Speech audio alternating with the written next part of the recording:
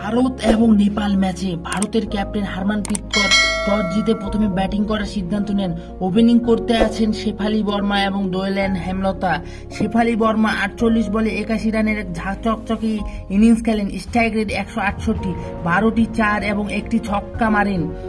আর দোয়েল হেমলতা 22 বলে 47 রান করেন, 5টি 4, একটি ছক্কা, 111 স্ট্রাইকে ব্যাট করেন। 3 নম্বরে ব্যাটিং করতে আসেন সঞ্জনা, 12 বলে 10 রান করেন। জেমিমা রড্রিক্স 15 বলে 28 করেন এবং শেষে একটি ছক্কা হাঁকান, যার ফলে ভারত নির্ধারিত 20 ওভারে 178 রান করেন।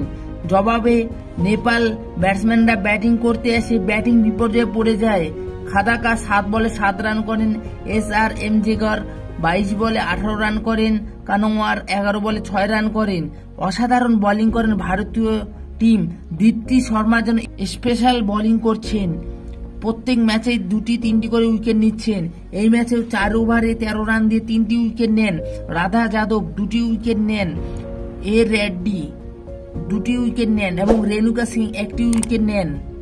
এর ফলে ভারতীয় মহিলা দল এশিয়া কাপে গ্রুপ এতে আছেন। গ্রুপ এতে আছে ভারত, পাকিস্তান, UAE এবং নেপাল। ভারতীয় মহিলা দল প্রথমে পাকিস্তান, তারপরে UAE, এইবার নেপালকে হারিয়ে টিম এর শীর্ষে স্থান অধিকার করলেন।